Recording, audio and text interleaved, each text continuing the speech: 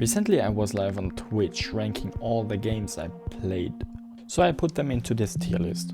This is obviously a highly subjective tier list and my own opinion. And as I said, this does not reflect on how good the game is, but how much I enjoyed streaming them. Enjoy the video. And I start with Will You Snail. And I did really enjoy Will You Snail. I would put it at A. And a really unique experience too. Will You Snail is basically a jump and run, you fight against an AI and stuff. Crazy game. I would recommend, obviously. Before I even archived my streams, I played Gonner, and it is a good game on its own, but it was way too difficult. And streaming it made me blank out. Either I concentrated on the game, or I concentrated on the stream. Even though it is a good game, streaming it was not really my thing, I guess. With Limbo, I have a little bit of a backstory with Limbo. I watched someone play Limbo like years before I actually played it, and it is the first puzzle game I played, and also it is a game that I played before I had the archive. I did enjoy it, but I would not say as much as Will You Snail or Mini Metro. A puzzle game with basically no end, where the goal is just to improve, get the high score on real-time strategy almost. It has a similar problem as Gonner. Concentrating on the puzzle and playing it simultaneously was not a good idea. I did also play Mini Motorways, which had the exact same problem as Mini Metro. I would play Portal. That was the first game that really has all the puzzle game structures, and for me Portal had a huge problem. Once you don't get a puzzle, you cannot continue. And that is pretty much what happened. There was a puzzle quite early in the game, and I know if I spent another hour trying to wrap my head around it, I would have probably get it. But at that point I was too frustrated to continue. Therefore, streaming it was not for me. If I started now, and for some reason I get over this puzzle, it would still have the same problem. There are other puzzle games, for example Baba Is You. You have different worlds or different branches you can go to and solve puzzles that are easier, and some puzzles that are harder you can skip. And Portal, you cannot really skip any puzzles because it's very linear. Puzzle game and linear, dangerous for a game, I think. Spelunky 2. It is very similar to Binding of Isaac, but that side view confused me more than anything else. I started playing Spelunky 2 because of someone who recommended it, and I think I dropped it after 3 times playing it on stream. Maybe it is a skill issue, maybe it is the art style, something. The game never talked to me crazy. And then I think the last puzzle game that I played before archiving my streams. And this is the Henry Stickmin collection. The Henry Stickmin collection is kind of a puzzle game, but it is intended to be trial and error. You do something, you fail, or you succeed, and then you do the next thing. I put all the Henry Stickmin collections chapters in one game because they are basically the same game, just a slightly different story, and I played all of them in the same stream setup time. I found so many memes that I knew from other things, other media and stuff. I had a blast playing it. It was so funny. And now we already come to games that are actually in my archive. A difficult game about climbing. Oh my god. Did I had fun playing this game? It was frustrating, honestly. That's one of the reasons I did not continue it. I place it on C. Technically it's a one-time game. Once you played it, there's no point to play it again unless you want to speedrun it.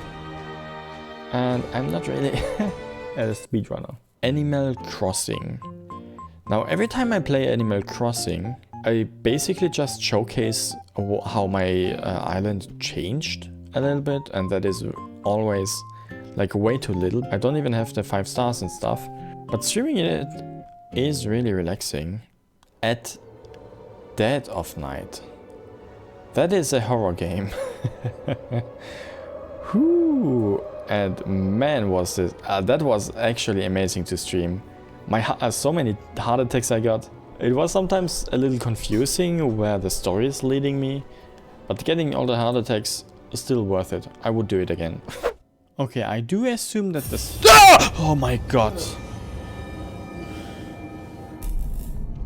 That the storeroom is safe. Yeah, sure.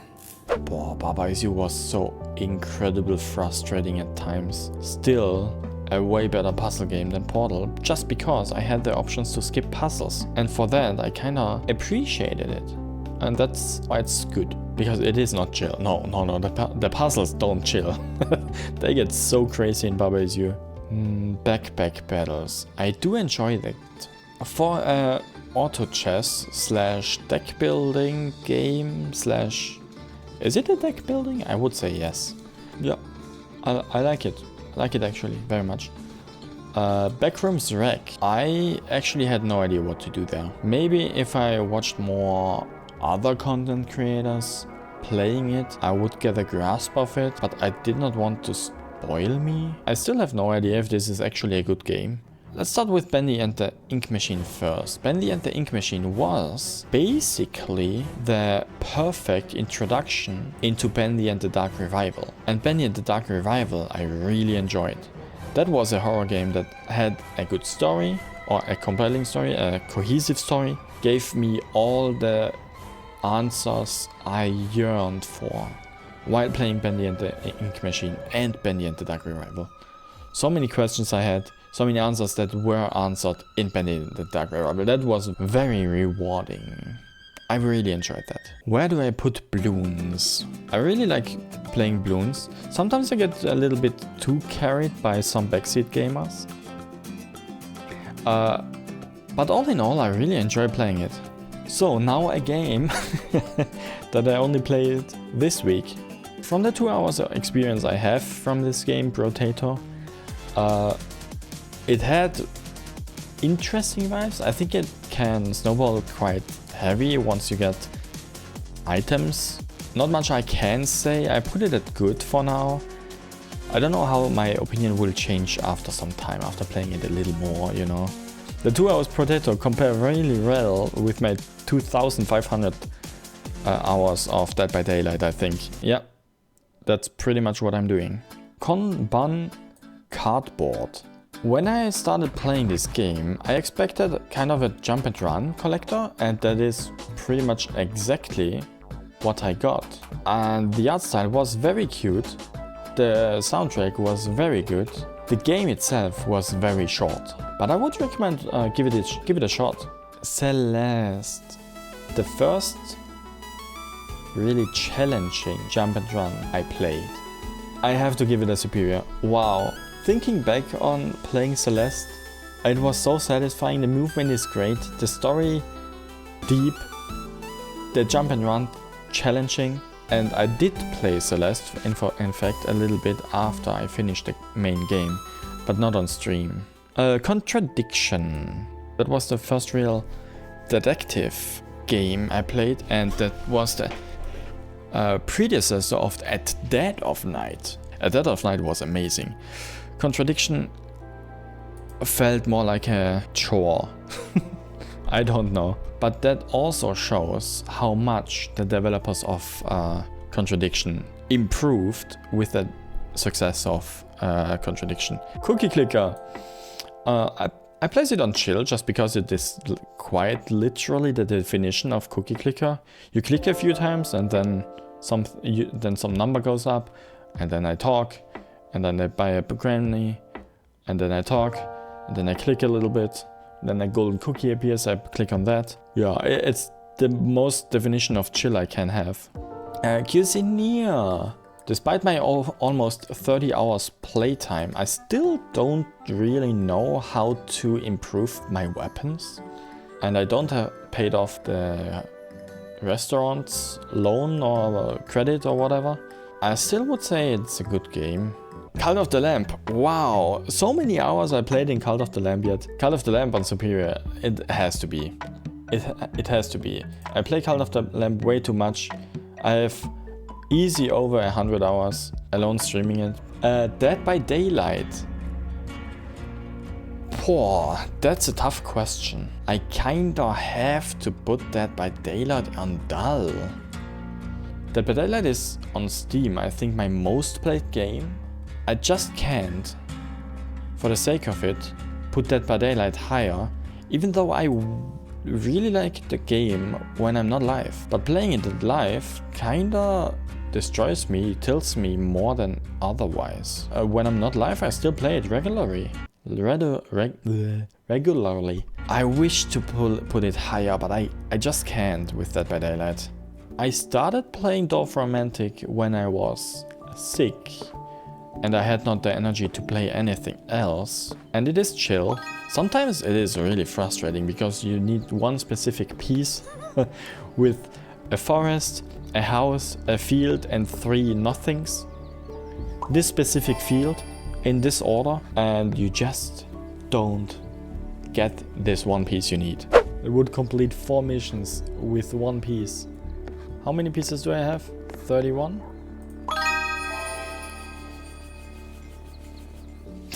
Up to 51. Other than that, it's really chill. And chill is still good. Fears to Fathom Home Alone. That's the first one I played. That was a recommendation from Random, I think, if I remember correctly, and it is the one that only takes like half an hour and it's finished. I mean, it's not outstanding, but the atmosphere is good. So I really enjoyed playing it. So then we have the Norwood Hitchhike. This is the one where I ran along the street for over an hour, and then I realized, oh, I can't take the car. Then I reset the game and took the car. That was so stupid. And the whole story with getting dragged on that vending machine, which disappeared, was okay.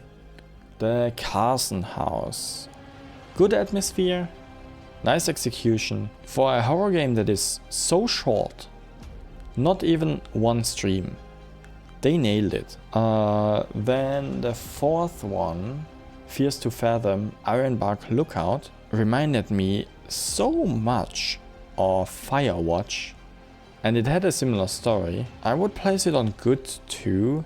Before I played Firewatch, I obviously Google how long games take usually. On my research on that, I realized that this game was nominated for some gaming rewards. Don't know if it got it or anything. It really hurts, but my expectations were a little higher. And Firewatch was basically a walking simulator. I walked from A to B, and then I walked from B to C, and I walked from C to A every day. There was a story with a dude that lost his child in the forest and then kept living there and stuff. Didn't catch me. I'm sorry, but Firewatch didn't do it for me. Frankenstorm Tower Defense. That's such a stupid game. And nah. Let's put it on fail. Not much to say. I played it like twice and there was no end in sight. Boah, Hollow Knight was so frustrating, but it was also story was a little cryptic and not a lot was explained. Maybe if I talked a little more with the NPCs, which I think I already did. I already did talk to NPCs quite a lot playing Hollow Knight. Hooked on You. That was so far the first and only dating simulator I played, and I still have to finish it. Hooked on You was really fun. It was so silly. I kinda have to... Nah. It was not amazing. It was a good experience, but I was really glad it was over when it was over. Yeah, so far the tier list kind of aligns. Hourglass! The main story is over in 5 hours. And I did that in 5 hours. Huh. Usually I take at least twice as long. But I knew that is a kind of a short game, so I wanted to finish this in one stream. At the time I really enjoyed playing a puzzle game that I was smart enough to play. Don't judge me. To put Indigo Park at S rank, it's too short of a game. But I really enjoyed it. Oh my god. Rambly the raccoon is such a cute character. I put it at S, even if it is such a short game. Such a cute character. And the atmosphere was good.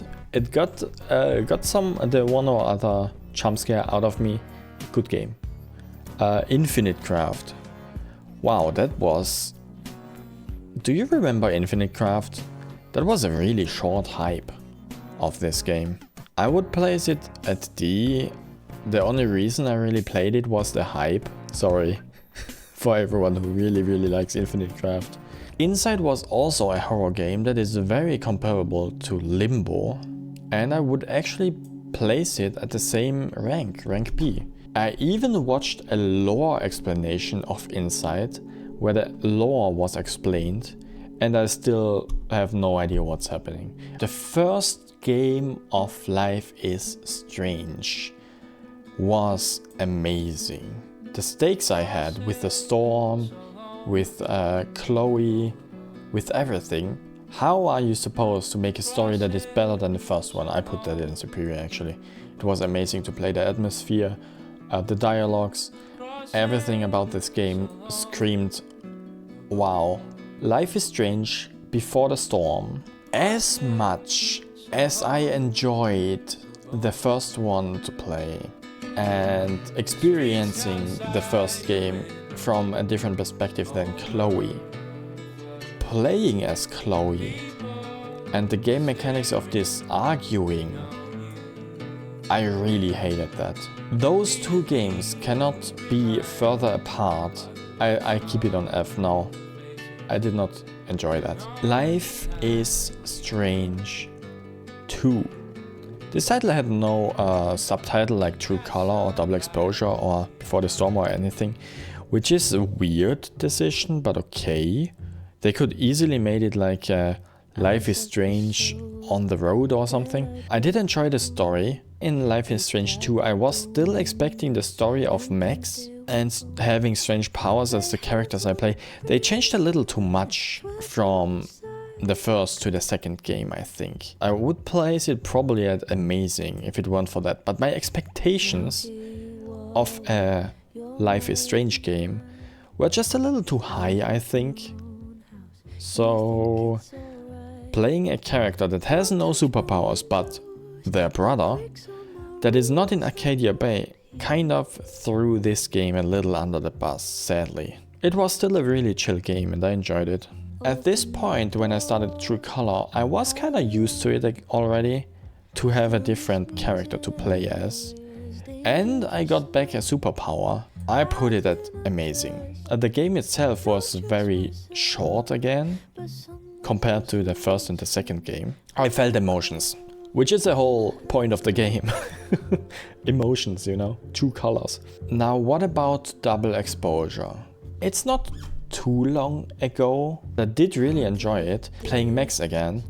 And the change of the power is a really interesting one. There are plot twists in the Life is Strange Double Exposure, which just don't make any sense. And also, it is quite short. Don't buy the cat expansion, it is not worth it. Yeah. League of Legends. Do I put it on fail or on great? Fail or great? I put League on amazing actually. I really enjoy it until I get tilted. Little Kitty, Big City. Oh my god, that was a wholesome game. After I finished the game, which was by the way only one single stream, I looked at it.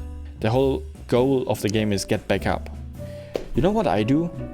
I go 2 steps up, I talk with the NPC, I do a side quest. Go 2 steps up, see the NPC, talk to them, go 2 steps further, talk to the next NPC, I take the next quest, I go down again, and repeat that over and over. And every time after doing that side quest, I go 2 steps further up than I was before, and find the next NPC, and do the next quest. And I think basically you could go straight up again, but I did almost all of the side quests. I got so distracted all the time, it's insane. I love it though. Little Misfortune. Sorry for everyone who really enjoys this game, but I don't like it when games or movies or series do the thing where they tell you at the end, oh, it all was just a hallucination or a dream, or it all never happened, it was all in your head, something like that. I don't like stories that do that. Little Nightmares. The first one with the yellow hooded guy, Little Nightmares, is actually good. And Little Nightmares 2 had the exact same vibe. Just with a different character. Yes, I do agree that the second Little Nightmares has more lore, but the atmosphere playing the second one was pretty much the same as the first one. Magicraft. I most definitely don't play that again. That was a fail. I think I even played this twice, just to try to give it another shot. Was not worth it. Mahjong Soul. I do really like playing the game. It is chill. Sometimes I still struggle to get behind the whole winning condition stuff. But I will get to it more, and every time I play it I will understand it a little more. Amazing. Mario and Luigi Superstar Saga. Superstar Saga was a game with all the beans. A little too much grind in my opinion. And with a little bit too much grind, I mean too much grind. Mario Kart 8 Deluxe. I think I played this twice on stream. I don't know how to rank that. I placed it on chill because I imagine still playing it would be possible if I somehow free my Sunday slot. Not much to say here. It's a party game. I can drive and talk, which you should not do if you do it in real life. but it's fine. Meteor Maker. With Meteor Maker, it's kind of a weird story. There are so many nice people in the Meteor Maker community. Every time I play Meteor Maker, I see the same 5 people in my chat that I apparently always looking if someone is streaming Meteor Maker. I like this game a lot, and I think it is really sad that so little players play this game. I wish it to succeed a little more, but that's probably not gonna happen. Minecraft. I placed Minecraft on the most mid-tier there is, because it is the most mid-tier game I play. Mustache. I know the 5 songs that are in Mustache. Other than that, I have no idea how to get more music in this game. It's a really chill game though. Good. If you like rhythm games, Mustache is something you can check out. For real. I put Ori and the Blind Forest at amazing. The atmosphere was great. There was almost no dialogue. Only the tree talking to me. And everything I was missing with Ori and the Blind Forest was there with Ori and the Will of the Wisps.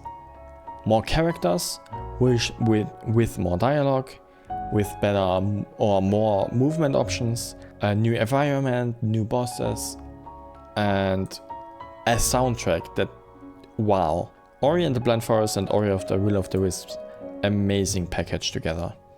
You never played them? Then play them. You don't have money? Then watch it. The first Outlast. I don't have anything to defend myself. In the Resident Evils I can defend myself at least with some weapons. In Dead by Daylight I have pellets. In Outlast I just run to the next best locker and jump in there. And Outlast 2 was a little bit too visual for me. You know, there were some scenes in the game that I really like to forget. I won't forget that at all. Osu! Now, I do play Osu privately on stream. I do enjoy playing it, but I barely can watch the chat. The good thing is, songs usually don't take longer than like 3 minutes, but it is not great for the stream. Not a great game to stream. I still put it at good because I just like to play also once in a while. Overwatch is a solid failure. Well, that's not honest. I need to think about the whole time I played it. I put it at D actually. I stopped playing it altogether to set a statement. And I still don't play it anymore. And I also don't miss it at all. Boah, now all the Paper Marios. Pooh. This is the first Paper Mario in the whole series. And this is also the first Paper Mario I ever played. I put it at S. I really... That was the first Mario RPG I played ever. That was the first Nintendo RPG I played ever. The 1000 Year Door though introduced the audience which kept being there for the rest of the series. I still don't like that the battle stage is technically a stage and not just a battlefield. That was my biggest problem with the Paper Mario, the 1000 Year Door. If that is my biggest critique, you know it's a good game. Super Paper Mario. It was not as good as the 1000 Year Door or as the original Paper Mario 64, but I still enjoyed it. And that was also the first Paper Mario where I kinda don't have any companions like Goombario, Goombella, Koopa, Koops, and so on. Instead I had to switch character between Mario, Peach and Bowser, which was an interesting feature. It was still a good game. That's why it's on good. Sticker Star. Now with Sticker Star, I think there was not a single stream where I not complained about why do I collect so many stickers. I really don't like that. Also, I only had the crown as a partner, which was not significant at all. I had to collect so many hacking stickers. It was crazy. And I had so many stickers. If you miss a single sticker that is different from any other sticker, you had basically no chance on a boss fight. No, I did not like the sticker situation at all. Now for Color Splash, I kinda have to give it the benefit of the doubt because I never finished the game. Because my console broke. It had similar problems to the Sticker Star. It was better. So I put it at C. Now, coming to Paper Mario and the Origami King. Paper Mario and the Origami King got basically rid of the collectible attacks. It had way more charm than the others. I would rank Paper Mario Origami King at amazing. Either they learned from their mistakes, or this was a lucky shot again. I did originally not like the fighting system of the Origami King. I got used to it. Having the elemental guys' attacks be mimicked by Olivia was an interesting twist, and I enjoyed it. And I still miss Bobby, and I still salute at Olivia's sacrifice, even though she did it unintentionally. Peglin. Playing Peglin is like throwing a dice. Recently I really don't like playing Peglin. I'm sorry, Peglin. You used to be more generous with me. Sad. I feel really sad seeing Peglin on C. Pikmin 4. Well, that was a game suggested by Badum. I do remember that, and I really enjoyed it. Pikmin was a really amazing game. I don't want to 100% it at all. So if I ever pick up Pikmin again, it has to be a change of plans. Portal Knights. The whole thing about looting, grinding is just not the kind of game I play a lot. If you loot an enemy and you have like a 2% chance of getting the best item of the game, and then you don't get it, and then you still don't get it after the 10th time, and then you still don't get it after 100 times defeating this boss, the fun kind of vanishes, you know? And the same happens with chests. At some point you give up. And that's what I did with Portal Knights. I did play it off stream, just to get the helmet. Guess what I did not get? The helmet. Rabbit and Steel. Rabbit and Steel I would also play it, place at the chill game. It is very much more fun playing it with someone else. It is more chaotic, yes, but it is also more fun. On stream though, alone, I give it a chill and nothing more. Princess Peach Showtime. Please keep in mind, I am not the target audience for this game. I bought this game expecting something more, and it was still kind of fun, but 2 streams and it was over. 8 hours, no more. And I refuse to do 100% there, and that's not worth it. Rain World, fail. So the main problem with Rain World is the whole concept of the Rain World. It's open world, it is survival, yeah, I do get it, but I died so many times. And games where I die without reason, sometimes you cannot do anything about dying in this game. I had no idea if there is actually a finish. Turns out there is a goal, which I never got to. Resident Evil 7 was the first Resident Evil where I had a shop with the black hoodie was selling me stuff, right? And where most of the people spoke Spanish. I put this at an good 2. I'm happy with that. And Resident Evil Village just blew my mind. It was great. Atmospheric, the weapons, the Duke, just, I don't have the words for it. Superior, you know. Then we have Risk of Rain. I used to play Risk of Rain with some friends off stream. Apparently, I got carried.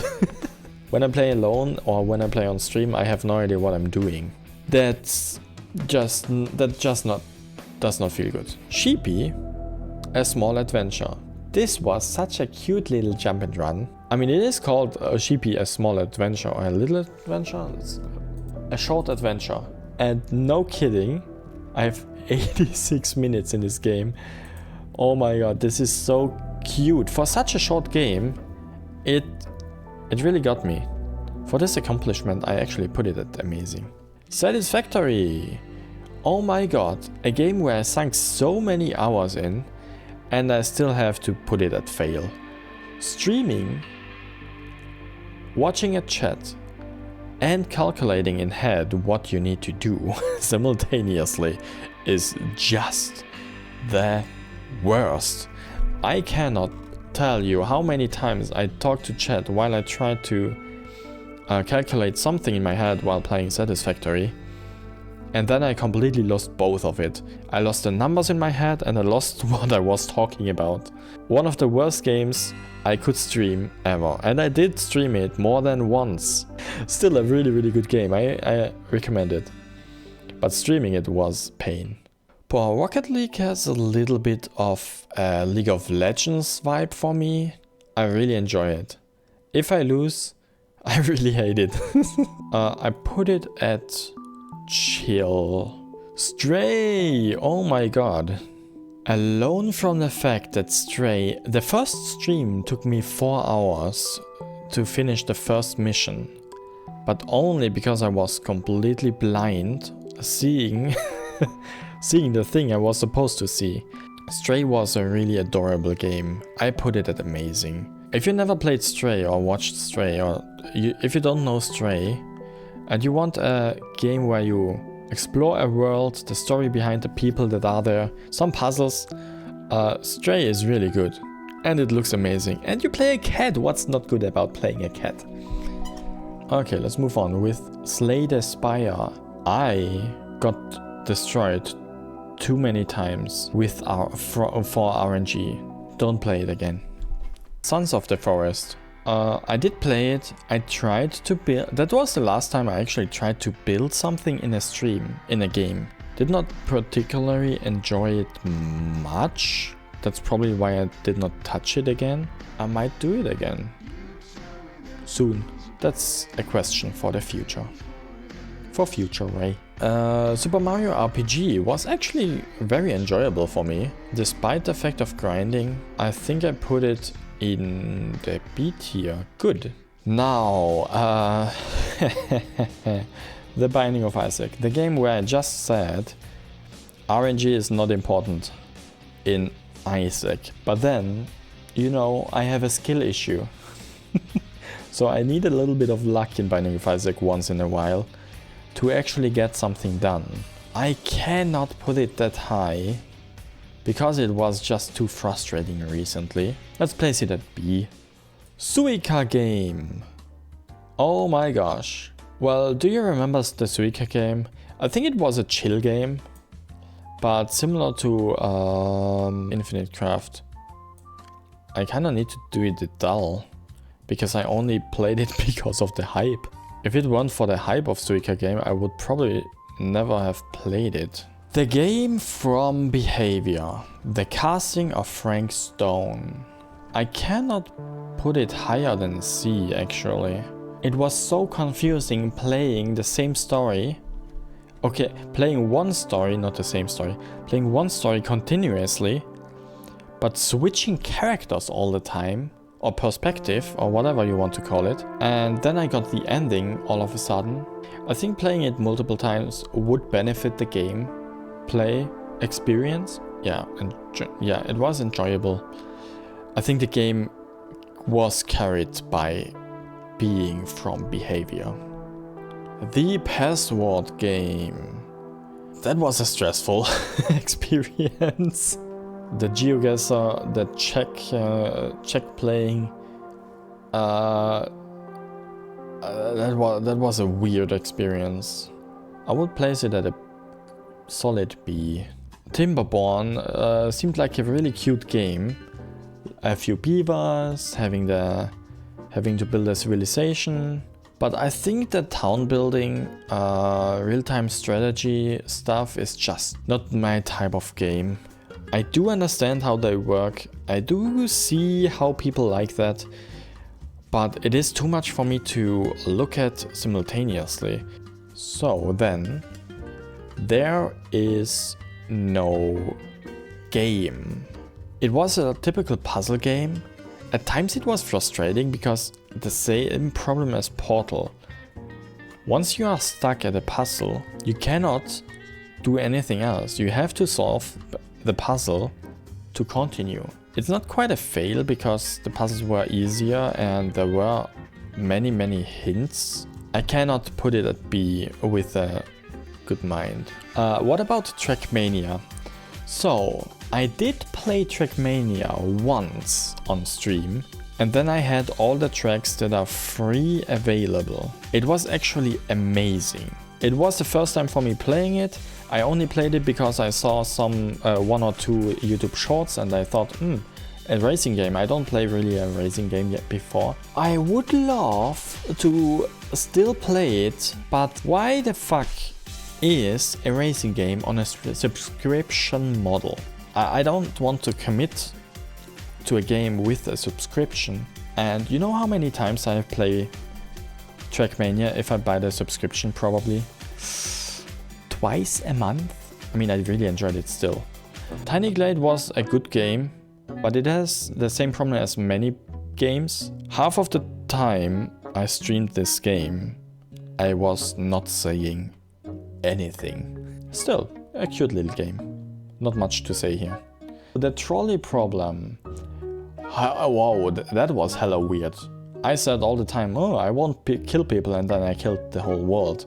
I don't know if there is another path. Oh, the trolley problem, if you never played it, play it. There are some questions and they get out of hands fast. Where do I put 12 minutes? I took like 2 hours longer than average. I place it B.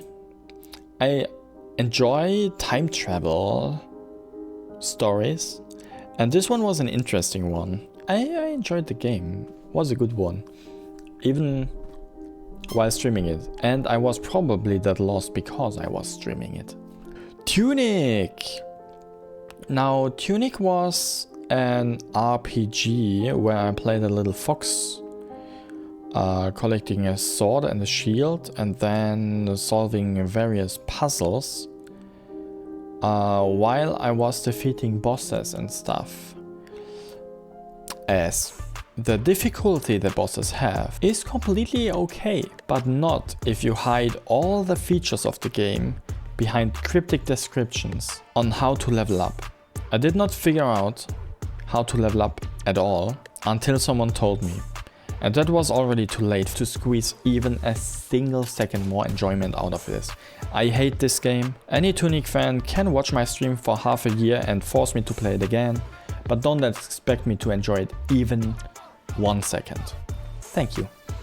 Yokai Watch. Yeah, I do like Yokai Watch. The story was amazing. The grind was a little hard, but 4 hours of the grind I did off stream, and after that it was a-okay. Please can we talk about Zenless Zone Zero, the gacha game I played for like 3 streams and then I dropped it. I thought I played it after I streamed it a little more. I played it until I got access to the main big story, the prologue was over, and then honestly I dropped it. It's not a bad game and I did enjoy streaming it. Even though I don't touch this game ever again probably, streaming it was nice. Undertale. Oh my gosh. The route where I don't kill anyone is so incredibly wholesome once you let emotions get to you. Undertale S tier. I liked the challenge of the Undyne fight and I liked the challenge of Sansa's fight. Streaming it and as the game itself. And in the new year I probably play Deltarune. I like the pacifist run more than I like the genocide run. It was a brilliant game. That's why it's easily in the S tier. Resident Evil 2 is the Mr. X in the police station. I would still place that at B. 3 is the Nemesis. I don't really like the Nemesis arc. And 4 is the Spain arc. I like the Spain arc. 1, 2, 3, 4, 5, 6, 7, 8, 9, 10. Exactly 100 games. Woo! This is my finished. How much did I enjoy the games that I streamed tier list. Oh cool, I'll put that on my Discord.